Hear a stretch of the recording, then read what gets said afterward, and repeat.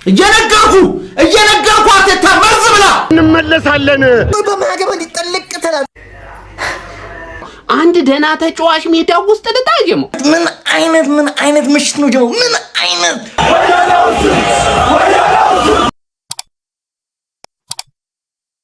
ስለ አርቴታ የሚሰማኝ ነገር እውነታውን ልንገራችሁ። ስለ አርሰናል ምን አይነት ምልከታ እንዳለኝ ጠንቅቃችሁ ታውቃላችሁ። አሁን ደግሞ ስለ አርቴታ የሚሰማኝ ነገር ልንገራችሁ። ውይ አርቴታ ውሳኔዎቹ እንዴት ደስ እንደሚሉኝ፣ የታክቲክ ውሳኔዎቹ፣ ጌም ማኔጅመንቱ፣ ብስለቱ፣ እርጋታው፣ ሊደርነቱ፣ የታክቲክ ብቃቱ፣ ጌምን የሚረዳበት መንገድ።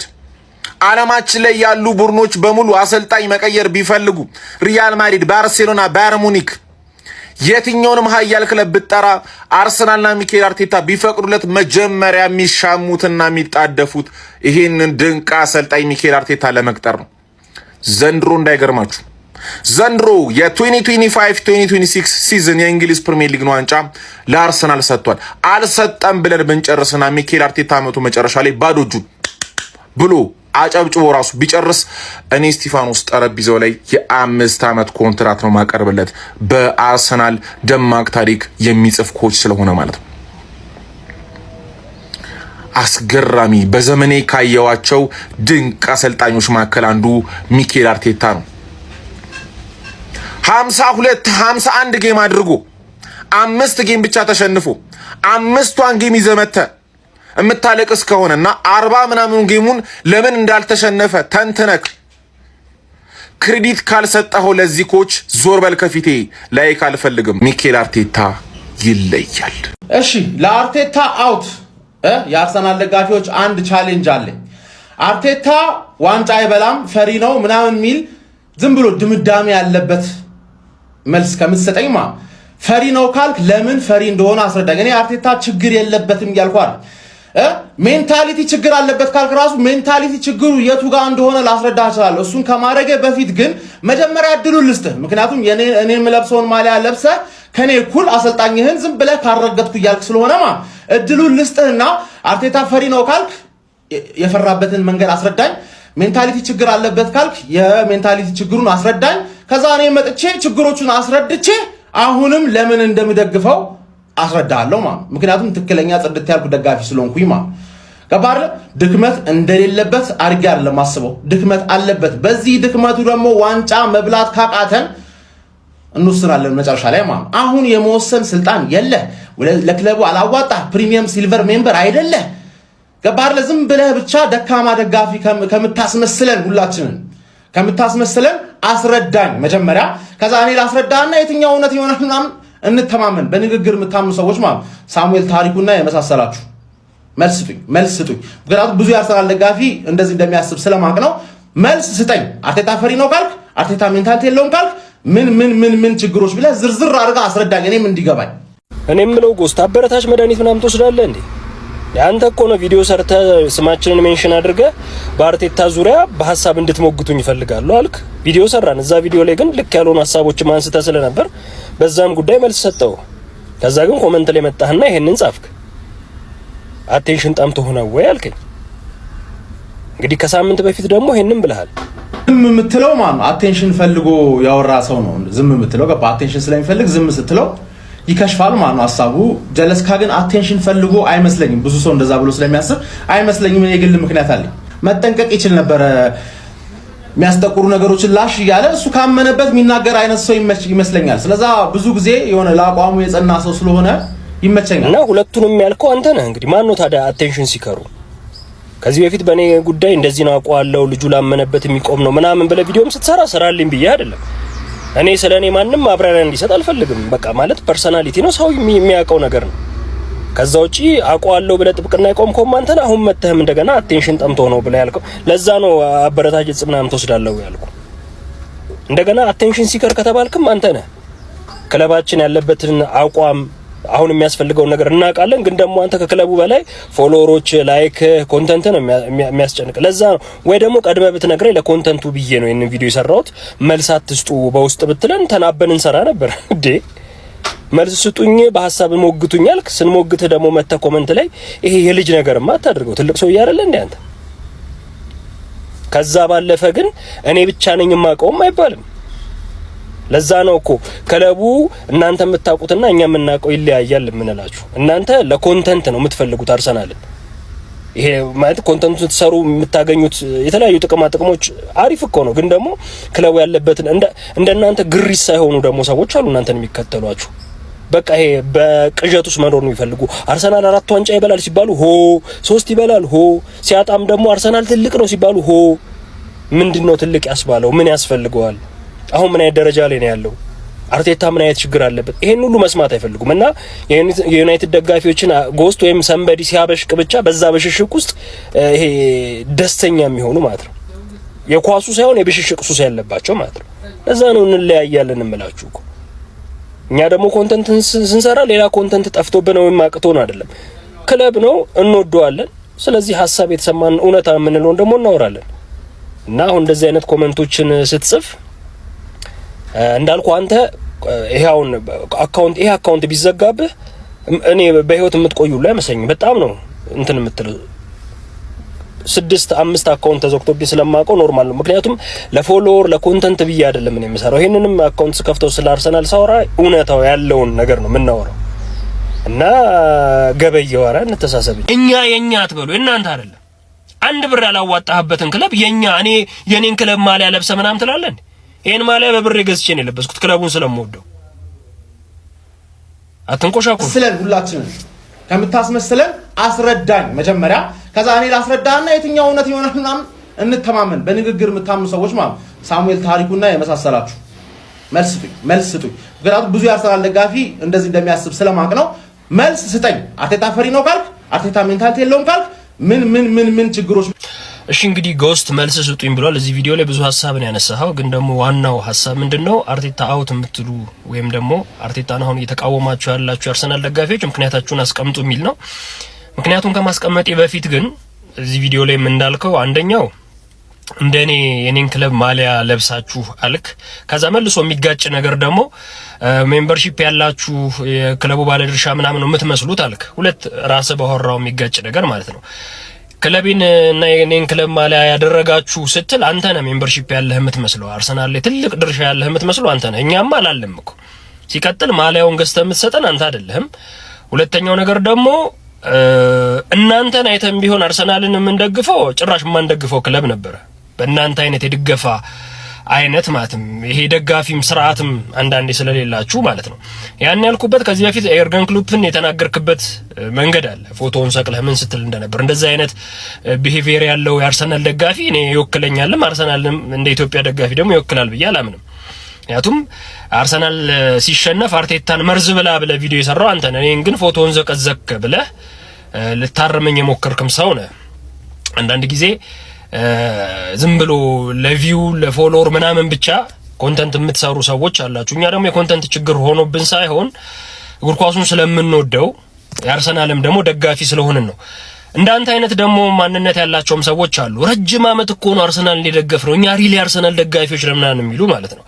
ሪልና ፌክ እንዳለው ሁሉ አላቅም ነበር። ምንድነው እኔ ዛሬም አርሰናልን መደገፍ የጀመረም ከመቶ አመት በፊት ሲያይም ሲደግፍ የነበረም ለኔ እኩል ነው። ምክንያቱም አርሰናልን ከልቡ መደገፍ ከጀመረ ደጋፊ ነው። ምናልባት ረጅም አመት ኳሶችን አይቻል የአርሰናል ታሪኮችን አይቻል ምናምን ልትል ትችላለህ እንጂ የደጋፊነት እንትኑን ይሄ ሌቭሉን አንተ ልታወጣ አትችልም። ስለዚህ አንዳንዴ ከናንተ ጋር የሚያርሰናል ደጋፊ መባል በራሱ አንዳንዴ ያሸማቅቃል። ምክንያቱም አርሰናል በተሸነፈ ቁጥር ወጣችሁ ፐርሰናል ያረጋችሁት የሌላ ክለብ ደጋፊዎችን ስለምትሳደቡ በዛ ደግሞ ቪዲዮ እየተሰራባችሁ እንደዚህ ናቸው እኮ የአርሰናል ደጋፊዎች ስንባል አይተናልና በጣም የሚደብርም ነገር እያደረጋችሁብን ያላችሁት እናንተ ናችሁ። ከዛ ውጪ አንድ ምነግርህ ነገር እኔ እንደ አርሰናልን ስደግፍ እንደናንተ ከሌላው ክለብ ደጋፊ ጋር ለመበሻሸቅ አይደለም። አላማዬም እሱ አይደለም። አርሰናልን የምደግፈው የምወደው ኃያል የምለው በራሴ ሌቭል ጠንካራ የምለው ቡድን ስለሆነ ግን ደግሞ እንደሌሎቹ በተለይ እንደ ዩናይትድ እና እንደ ሊቨርፑል በታሪክ ደረጃ በስኬት ደረጃ ገናና እንዲሆንልኝ ስለምፈልግ ነው እንጂ ለመበሻሸቅ ብለንም አይደለም አርሰናል የምንደግፈው። ወደ ዋናው ጉዳይ ስንመጣ ግን አርቴታ ለምንድነው አውት የምትሉት ለምትለው አይን ያለው እንግዲህ ኳስን የሚያይ አርሰናል ደጋፊ ብቻ አይደለም ከአርሰናል ደጋፊ ውጭ ያለም ሰው የሚያውቀው ነገር ነው። ይሄንን 6 አመት አርሰናልን ሲያሰለጥን መጀመሪያ ኡናይ ኤምሬ በሰራው ቡድን ላይ መጥተው ነው ኤፍኤ ካፕ የበላው። ከዛ ውጪ ምንም አይነት ታሪክ የለንም። ይሄንን ታሪክ እያወቅ ብዙ ያርሰናል ዋንጫ ማጣቶች ከአርቴታ ጋር የተያያዙ ናቸው፣ ከአርቴታ ውሳኔ ጋር የተያያዙ ናቸው የምንለው ዝም ብለን አይደለም። ውሳኔዎቹ በጣም የደከሙ ስለሆነ ተጫዋች ቅያሬዎቹ፣ እንደገና ደግሞ ተጫዋቾቹን በምን ሰዓት ስታርታፑ ማን መጀመር አለበት፣ ከዛ በኋላ ተቀያሪዎቹ ማን መሆን አለባቸው፣ አንዳንድ ጨዋታዎችን እየመራ ከዛ በኋላ ጨዋታው እንዴት መቀጠል እንዳለበት ሁሉ የማያውቅ አሰልጣኝ ስለሆነ ነው። ያን በተደጋጋሚ አይተናል። ሌላው እንግዲህ በሰሞኑ እንኳን 2 ዋንጫዎችን ስናጣ ራሱም አሁን መጨረሻ ላይ ኃላፊነት ነኝ የምወስደው ያለበትን ሁኔታ እንግዲህ አርቴታን አትናገሩብን ምናምን የምትሉት ግራ ስለምትገቡኝ ነው። እና በታሪክ ደረጃም እንግዲህ የካራባው ካፕን ዋንጫ በሱም ታሪክ በሱ ዘመን ቢያሳካው እንደ ፕሮፋይልም ለሱ አሪፍ ነበር። እንደ ደጋፊም ደግሞ ለ33 ዓመት ያላየነውን ዋንጫ የምናይበትን እድል ነው በአርቴታ ምክንያት ያጣ ነው። ኤፍኤ ካፑንም እንግዲህ ተጫዋቾቹን እኔ በጉዳት ተብሎ ወደ ሀገራቸው ሄደው እንዳይጫወቱ ወይም ደግሞ ያሉት ጨዋታዎችን ጥለው እንዲመጡ ተደረገ ተብሎ በጣም ሴሌብሬት ሲደረግ ነበረ፣ ሲወራ ነበረ። ሙድ መያዣ ነው የሆነው። እንደዛም ተደርጎ ግን ኤፍኤ ካፑን ማንሳት አልቻለም። እና ይሄ ሁሉ ድክመት ያለበትን አሰልጣኝ ይዘህ ምንድነው ችግሩ ስትለኝ እስቃለሁ። ገብቷል? ትልቅ ብር ተመድቦለት ተጫዋቾችን የገዛ ግን ደግሞ በነዛ ተጫዋቾች እንዴት ማሰለፍ፣ በየትኛው ጨዋታ መከላከል እንዳለበት፣ በየትኛው ጨዋታ አታክ ማድረግ እንዳለበት፣ የትኛው ጨዋታ ላይ ደግሞ ተጫዋቾችን አለማሰለፍ እንዳለበት ሁሉ የሚያውቅ ተጫዋች አይደለም። ከኢንተር ጋር የነበረውን የቻምፒየንስ ሊግ ጨዋታ እኮ ምንም የማይጠቅመንን ጨዋታ ሙሉ ተጫዋቾች አሰልፎ ሲጫወት የነበረ እኮ አሰልጣኝ ነው። ኦሬዲ ያረጋገጠን ቡድን ይዞ ማለት ነው ቻምፒየንስ ሊጉ ላይ። እና እንደዚህ አይነት ክፍተቶች ባሉበት ሁኔታ አርቴታ ችግሩ ምንድነው የምትለው ነገር የሚያስቅም ነው። ከዛ ባለፈ ግን አሁንም የምላችሁ ከአርቴታ በተሻለ እንደ አርቴታ 6 እና 5 ዓመት ሳይቆዩ ወይም ደግሞ ወደ 7ኛ ዓመት እየሄዱ እንደዚህ አይነት እድል ሳያገኙ በመጡበት በመጀመሪያ ዓመት ዋንጫ ያሳኩ ደግሞ ከሱ የተሻለ ፕሮፋይል ያላቸው ፕሪሚየር ሊጉ ላይ አሰልጣኞች አሉ። እና አርነ ስሎትን ማንሳት ይቻላል እና ማሬስካን ማንሳት ይቻላል። ገብቷል? ማሬስካ ክለብ ወርልድ ካፕን አንስቶ ነው ቼልሲ ያባረረው። አሁን አርነ ስሎት በመጣ በመጀመሪያው ዓመት ፕሪሚየር ሊግ ሰጥቷቸዋል። ግን ደግሞ በቃ ጥሩ አይደለም፣ ከዚህ በኋላ ያለው የዋንጫ ግስጋሴ ጥሩ ላይሆን ይችላል ብለው ሊያባረሩት እያሰቡ ነው። ምክንያቱም እነዚህ ቡድኖች የዋንጫን ጥቅም ያውቁታል። ዋንጫ ላይ የተመሰረቱት ቲሞች ስለሆኑ እኛ 22 ዓመት ከፕሪሚየር ሊግ ስለራቅን፣ ከካራባው ካፕ 33 ዓመት ስለራቅን፣ 5 ዓመት ምናምን ስለሆነን ኤፍኤ ካፕ ከበላን፣ ቻምፒየንስ ሊግ ጭራሽ ታሪክ ስለሌለን የዋንጫ ቫልዩ አልገባንም። ከዋንጫ ቫልዩ በላይ ለተጫዋችና ለአሰልጣኝ ነው ቦታ የምንሰጠው። ለዛ ነው ኳርቴታ ላይ በጣም ተጣብቀን ያለ ነው ማለት ነው እንጂ ዋንጫ ትኩረት ያደረገ ደጋፊ አርቴታ 6 ዓመት ላይ ምን ሰራ? ሁለተኛ መውጣትና ቻምፒየንስ ሊግ መሳተፍ ነው እንዴ እናንተ ትልቁ ስኬት? ስኬት ማለት እኮ አይደለም። ስኬት ከዋንጫ ጋር የታጀበ ነው። ለፓርላማ ሰዓት ቆሞ የቀረ የዋንጫ ታሪክ ይዤ ልፎክር አልችልም። መንቀሳቀስ አለበት። እነዚህ ያለፉትን 2 ዋንጫዎች ብንበላ ጥሩ የሆነ መነቃቃት ይፈጥር ነበር። 22 ዓመት ላይ ስታክ ያደረገ የፕሪሚየር ሊግ ዋንጫ ታሪክ ይዤ ደረቴን ልነፋ አልችልም። ምንም አይነት የቻምፒየንስ ሊግ ታሪክ የሌለው ክለብ ይዤ ደረቴን ልነፋ አልችልም። ክለቤን ወደዋለሁ። እስካሁንም የደገፍኩትና የጠበቅኩት በየአመቱ እኮ ዋንጫ እያሳየኝ አይደለም፣ ክለቡን ስለምንወደው ነው። ስለዚህ አርቴታ የሰጠንን ነገር ነው መመዝነው። ሁለተኛ መውጣትና ቻምፒየንስ ሊግ መሳተፍ ለእናንተ ትልቅ ድል ከሆነ አናውቅም። ስለዚህ እናንተ አልሰጣችሁንም ክለቡንም እኛን የኛ አትበሉ። እናንተ አይደለም አንድ ብር ያላዋጣህበትን ክለብ የኔን ክለብ ማሊያ ለብሰ ምናምን ትላለህ። ይሄን ማሊያ በብር ገዝቼ ነው የለበስኩት ክለቡን ስለምወደው። አትንቆሻቆሹ። ዝም ብለህ ከመበጥረቀ በፊት መጀመሪያ ዕውቀት ይኑር። ስለ አርሰናል እወቅ።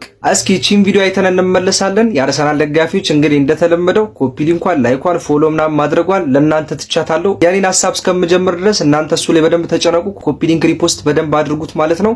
ወደ ቪዲዮ ካፑንም እንግዲህ ተጫዋቾቹን እኔ በጉዳት ተብሎ ወደ ሀገራቸው ሄደው እንዳይጫወቱ ወይም ደግሞ ያሉት ጨዋታዎችን ጥለው እንዲመጡ ተደረገ ተብሎ በጣም ሴሌብሬት ሲደረግ ነበረ፣ ሲወራ ነበረ። ሙድ መያዣ ነው የሆነው። እንደዛም ተደርጎ ግን ኤፍኤ ካፑን ማንሳት አልቻለም። እና ይሄ ሁሉ ድክመት ያለበትን አሰልጣኝ ይዘህ ምንድነው ችግሩ ስትለኝ እስቃለሁ። ገብቷል? ትልቅ ብር ተመድቦለት ተጫዋቾችን የገዛ ግን ደግሞ በነዛ ተጫዋቾች እንዴት ማሰለፍ በየትኛው ጨዋታ ሰማችሁት ነው እንግዲህ አርሰናል ደጋፊዎች የራሳችን ክለብ ደጋፊዎች ናቸው። ክለባችንን አየር ላይ ያሰጡ አሰልጣኛችንን፣ እኛን ደጋፊዎቹን፣ ተጫዋቾቻችንን የሚያሰድቡብን። ኤንዌይስ ሰፋ ያለ መልስ ምናምን መስጠት ፈልጌ አይደለም። ነገር ግን ጎስት በጣም የምንወደው ቲክቶከር ነው፣ የአርሰናል ደጋፊ ቲክቶከር ነው ምናምን አንዳንድ ስሜታዊ ሆኖ ምናምን የሚያወራቸው ነገሮች አሉ። ከዛ መለስ ብሎ ይቅርታ ይጠይቃል ምናምን። በደንብ እናውቀው ቲክቶከር ነው። ከጀመረበት ጊዜ አንስቶ በደንብ ስለተከታተል ነው ማለት ነው። ነገር ግን ራስ አይደለ ወይ ምናምን ብለህ በአንድ ራስ ሁለት ምላስ ምናምን ብለህ ያልሳት ነገር ስላልተመቸችኝ የራስህን ቪዲዮ ላምጣልህ። ይሄን ቪዲዮ በደንብ ተመልከቱት አንዴ።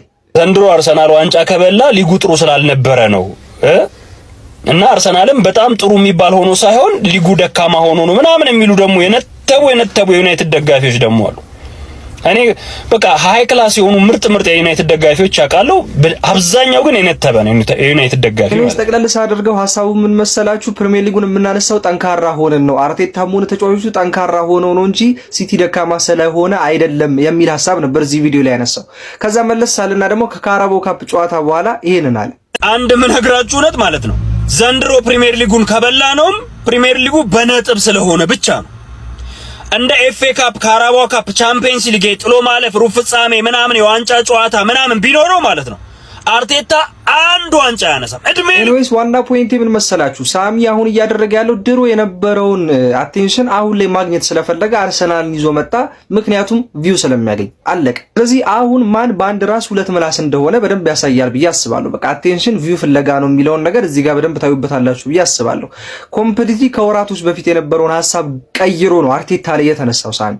ሲቀጥል አርቴታ ገንዘብ ወጥቶለታል ምናምን ብላችሁ የምታምኑ ሰዎች ምናችሁ እንደሚያማችሁ ጥያቄ ነው የሚሆንብኝ። 2021 ምናምን ጀምሮ ያለውን በደንብ እዚህ ጋር መመልከት ትችላላችሁ። ኦልሞስት 40% የሚሆነውን ገንዘብ ያመጣው ነው እኮ በዚህ ውድድር ዓመት ነው አይደል? እነ ቪክተር ዮኬሬስን እነ ማዱኬን እነ ዙሜንዲን ኤዜን ምናምን ስናመጣ ያወጣነው ኦልሞስት ወደ 300 ምናምን ሚሊዮን ፓውንዱ የወጣው እኮ በዚህኛው የዝውውር መስኮት ነው አይደል? ስለዚህ ከመቼውም ጊዜ በላይ ደግሞ ለፕሪሚየር ሊጉ ተስፋ ያየኑ ደግሞ በዚህኛው ዓመት ነው። አለቀ። ያለፉትን ዓመታት እኮ ስናወጣ የነበረውን ገንዘብ ቼልሲ እና ሊቨርፑል ምናምን ለአንድ ተጫዋች የሚያወጡትን ገንዘብ እኮ ነው እኛ 3 እና 4 ተጫዋቾችን የምናስፈርምበት የነበረው። እንደው ሲቀጥል ወጥቶለታል ብለን እንኳን ብናወራ እኮ አርቴታ የሚፈልገው አይነት ተጫዋች እኮ አይደለም እየመጣለት የነበረው አይደል? አብዛኞቹ ከፈረሙት ተጫዋቾች መካከል እኮ ወደ ግማሽ የሚሆኑ ተጫዋቾች እኮ ፌል አድርጓል አይደል?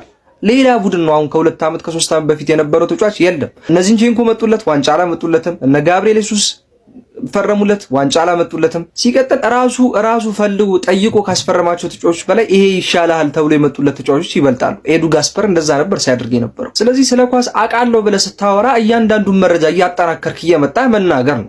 ከመተቸት በፊት ማወቅ ይቅደም። ዝም ብለህ ከመበጥረቀ በፊት መጀመሪያ እውቀት ይኑርህ። ስለ አርሰናል እወቅ። አርቴታ ተጫዋቾቹ ቡድኑ በምን አይነት ሁኔታ ውስጥ እያለፈ እንደሚገኝ ይሄንን ሁሉ ካልኩሌት አድርገህ አገናዝበህ አውራ ስታወራ። ካላወክ ደግሞ ዝም ነው። አሉላ እንዳለው ስልክና ዋይፋይ ስላለ ብቻ ዝም ብለህ ቲክቶክ ላይ መተባት ታወራ ደስ ይላል። ቢኮዝ አትወክልንም፣ የአርሰናል ደጋፊዎችን አትወክልም አንተ። አውቃለሁ እኛም ትላንት ነው የጀመረው ምናምን አይነት ነገር ግን ክለባችንን ዲፌንድ ለማድረግ ነው እንጂ ቲክቶክ ላይ እየመጣ ነው ክለባችንን አየር ላይ ልናሰጣ አይደለም። የተቃራኒ ክለብ ደጋፊዎች ጎሽ እንዲሉን በርቱ ምናምን እንዲሉን አይደለም ቲክቶክ የምንሰራው። ገባ? ስሜታችንን የምናንጸባርቅበት ነው። ፎሎወሮቻችንን የሚፈልጉትን ነገር ማቅረብ ነው፣ መረጃ መስጠት ነው። አለቀ። ይህንን ማድረግ የማትችል ከሆነ አለማውራት ነው። ይህንን መነሻ በማድረግ አድማጮች አርቴታ አውት ወይስ ይቀጥል? እኛ መረጃውን ነው የምንሰጠው። ድምዳሜው ላይ የምትደርሱ ደግሞ እናንተ ናችሁ። ፋክቱ ግን የሚያሳየው የሻምፒዮንስ ሊግንም ዋንጫ ካሳካ ምናልባት ሊቆይ ይችላል እንጂ እኔ ከሁለቱ አንዱን እንኳን ቢያገኝ ከአንድ ዓመት የዘለለ ቆይታ ከአርሰናል ቤት ውስጥ ከዚህ በኋላ አርቴታ ይቆያል የሚል እምነት የለኝም። እንደ አርቴታ አርሰናል የታገሰው የለም። እንደ አርሰናል አሰልጣኝ የታገሰ ክለብም በፕሪሚየር ሊጉ ታይቶም ተሰምቶም አይታወቅም። ከመጠን በላይ ነው አርቴታን የታገሰው አርሰናል። ለዛም ነው አርቴታ አውት የሚል ድምጾች ከኤፍኤ ካፕ ሽንፈት በኋላ በርካቶች አሰሙት። አርቴታ የጥሎ ማለፍ ጨዋታዎች ላይ በጣም ደካማ አሰልጣኝ ነው። አርቴታ የዋንጫ ጨዋታዎች ላይ በጣም ደካማ ነው። ጋርዲዮላ በአንጻሩ ዋንጫ አይቶ ኢቭን በካራባኦ ካፕ ላይ መራ። በቀደም በኤፍኤ ካፕ ከታላቁ ሊቨርፑል ጋር የነበረውን ጨዋታ 4-0 ሲያሸንፍ ከልጁ ጋር ቁጭ ብሎ በቅጣት ምክንያት ባልነበረበት ሁኔታ ዋንጫ እንኳን አይቶ የሚያፈገፍግ አሰልጣኝ እድል አይሰጥም። ይሄ ነው አርቴታ ላይ ጣቶች እንዲቀሰሩ ያደረገው። ይህንን መነሻ በማድረግ አድማጮች አርቴታ አውት ወይስ ይቀጥል? እኛ መረጃውን ነው የምንሰጠው። ድምዳሜው ላይ የምትደርሱ ደግሞ እናንተ ናችሁ። ፋክቱ ግን የሚያሳየው አርቴታ አውት የሚለው ከሌሎች በንጽጽር አንጻር አርቴታ አውት የሚሉ ሰዎች እነዚህን የተጨመቁ እና የሚያበሳጩ ሂደቶችን ግምት ውስጥ አስገብቶ ነው። በቅርብ ጊዜ ማንቸስተር ሲቲ ከአርሰናል ጋር የ8 ነጥብ ልዩነት እያለው ነው ከኋላ ተነስቶ አርሰናል ነጥብ አስጥሎ ዋንጫ የወሰደው። ይህንን ድምር ውስጥ ያስገቡት ደጋፊዎች ናቸው በርከት ብለው ድምጻቸው አርቴታ አውት የሚል ድምጽ ሲያሰሙ እየተመለከት ነው ማለት ነው። ግን እኔ እንደምገምተው አርቴታ ፕሪሚየር ሊጉንም ሻምፒዮንስ ሊጉንም የሚያጣ ከሆነ ምንም ጥያቄ በሌለው ሁኔታ ከአርሰናል ጋር ይሰናበታል። ከሁለቱ አንዱን የሚያገኝ ከሆነ ለአንድ ዓመት እድል የሚሰጡት ይመስለኛል። ለአንድ ዓመት ኤክስትራ እድል የሚሰጡት ይመስለኛል። ነገር ግን በአርቴታ ምክንያት አርሰናል ሌላ አሰልጣኝ እንደነ ሉዊስ ኤንሪኬ እንደነ ጋርዲዮላ አይነት አሰልጣኞች በእነዚህ 8 ዓመታት በአርቴታ ቦታ ተሰጥቷቸው ቢሆን ኖሮ ስንት ዋንጫ ያሳኩ ነበር። ግን አይ ሚዜነት ተስማምቶኛል የሚል ካለ ከአርቴታ ጋር መቀጠል ነው። ተመችቶኛል ሁሌ ሁለተኛ ሁሌ ለዋንጫ ደርሶ ማፈግፈግ ተስማምቶኛል ካለ መምረጥ ነው። አይ ኖ ኖ ኖ ኖ እንደ ጋርዲዮላ 20 ዋንጫ በ10 ዓመት ውስጥ እንዳሳካው ጋርዲዮላ ዋይኖት ቢያንስ አትሊስት 10 ዋንጫ እንዴት ይሄ ክለብ ያጣል ካለው ስብስብ የአርቴታን መልክ ስለወደድከው ወይም የአርቴታ መልክ ደስ ስላለ ወይም አርቴታ ስላሳዘነ አይደለም። እዚህ ጋር የዋንጫ ጉዳይ ነው፣ የውጤት ጉዳይ ነው። የአርቴታ ውጤት ተመችቶኛል፣ አርቴታ አርሰናል ቤት ውስጥ ቢቆይ ጥሩ ነው የሚል ካለ እንደ ራሱ ምርጫ ነው የሚወሰነው። ሚዜነት የተስማማው ሰው ተስማምቶኛል፣ ሚዜነት የተስማምቶኛል ካለ መቀጠል ነው። አይ ኖ ዋንጫ ፈልጋለሁ ሁሌ እየተወዳደርኩ ሚዜነት ሰልችቶኛል የሚል ካለ ሌላ ደግሞ የዋንጫ አሰልጣኞችን መምረጥ ነው። ቡድን እኮ አቅም አለ፣ ስራ አለው እኮ ነው። አሁን እኮ ችግር ኤግዛክትሊ በእነዚህ 7-8 ዓመታት ጊዜ ውስጥ ሚኬል አርቴታ ማግኘት ከነበረበት 26 ዋንጫ 23ቱን ሲያጣ ያውም በቶርናመንት ደግሞ ከ26ቱ ዋንጫ አንድ ነው ያሳካው ኤፍኤ ካፕ። አርሰናል ከአራትዮሽ ዋንጫ ከሁለት ሳምንት በፊት የአርሰናል ደጋፊዎች ድረታቸውን ነፍቶ ለአራትዮሽ ዋንጫ እየተፎካከረ ነው የሚለው ሳቤ ወደ ሁለት ወርዷል። በሁለት ሳምንት ውስጥ በጣም በፍጥነት አሽቆልቁሏል፣ በፍጥነት ወርዷል። ትልቁ ሽንፈት ደግሞ የሳውዛምፕተን ነው። በቃ ማለት የሲቲው ሽንፈትን ተፎካካሪ ቡድኖች ናቸው አፕል ላይ ያደረግ ነው ይሻላል ብለህ የምታስበው ነው። የሳውዛምፕተን ሽንፈት ግን ለመቀበል በጣም አስቸጋሪ የሆነና የሚያምነው ምክንያቱም ቡድኑ ያለበት ደረጃ እና የተሰጠው ግምትን ስትመለከት ከባድ ነው ብዬ አስባለሁና የአርሰናል የቅድም ግርምሹ ያነሳቸው ነጥቦች አሉ። ከአራትዮሽ ዋንጫ ወጥቷል። በርግጥ አንደኛውን ፍጻሜ ደርሶ ነው ወጣ አይባልም። ኦልሞስት ግዴታው ስለሆነ ይሄኛውንም በግዴታ ነው የወጣው። አስቦት አይደለም። መውጣቱ ይጠቅማል አይጠቅም የሚለው ጉዳይ ላይ ግን አንድ ነገር ማስተዋል ያለብን ይመስለኛል። የአርሰናል ዋናው ቡድንና እነ ራይስ እነ ቲምበር እነ ሳካ እነ ኢዚ ያሉበት ቡድንና የአርሰናል ሁለተኛው ቡድን አይገናኝም። የኳሊቲ ልዩነቱ ሰፊ ነው። ለምሳሌ ሲቲን ተመልከት ግርሜ። ሲቲ ሮቢን ዲያስ ሲጎዳ ኩሳኖ ነው ከፊት የመጣው። ጋባርዲዮል ሲጎዳ ማርገሂ ነው ከፊት የመጣው። ሲቲ ላይ ስትመለከት ፊልፎደን አቋሙ ሲቀንስባቸው ራያን ቸርኬ ነው ቡድኑን እየተሸከመ ያለው። አሁን እያንዳንዱ ዲፓርትመንት ላይ ያሏቸው ተጫዋቾች ጥራትና ልዩነት በሲቲ ቤት ስትመለከት በተለይ በውድድር ዓመቱ ወደ መጨረሻው እየመጣንበት ባለ ሰዓት ላይ በጣም ኳሊቲያቸውን እያሳዩ ነው። የአርሰናልስ እንዴ ተመልከት ግርም የልዩነትን የቤንጃሚን ዋይትና የቲምበር ልዩነት እኮ የሰማይና የምድር ነው። በፍጹም አይገናኙም። የካቨርዝና የብሪቺዝ ልዩነት እኮ የማይገናኝ ነው። የማርቲኔሊና የትሮሳርድ እንዲሁም እሱ ትንሽ የተሻለ ቀረቤታ ሊኖረው ይችላል። የጋብሪኤል ጄሱስና የኮሬሽ አቋም የኬፓና የራያ አቋም በአንድ ቡድን የሚጫወቱ አይመስሉም አንዳንዶቹ። ከሳውዛምፕተን ጋር ያደረግነው ጨዋታ ከኢንተርናሽናል ብሬክ በኋላ እንደመሆኑ ቪዲዮን ከመጀመራችሁ በፊት ፎሎ ያደረጋችሁ ሰዎች ፎሎ ያደረጋችሁ እንዲሁም ሼር ኮፒ ሊንክ ያደረጋችሁ ጀምሩ። ኢንተርናሽናል ብሬክ በኋላ ቡድኖች ያው ከዛ በፊት እንደነበሩት አይነት ነገር ላይ አይሆኑም በፐርፎርማንስ አንጻር ማለት ነው። አርሰናልም ያው እንደዛ ነበር። ግን ጨዋታው ላይ ሳውዛምፕተኖች ጎል ከማግባታቸው በፊት እኛም የራሳችንን ሞመንቶች አግኝተን ነበር። በቃ ጥሩ እድሎች ምናምን አግኝተን ነበር። ያን ሞመንት ካፒታላይዝ አለማድረግ መቻላችን ማለት ያን ሞመንት ባለመጠቀማችን ያው ዋጋ አስከፍሎናል ጨዋታውን ማለት ነው።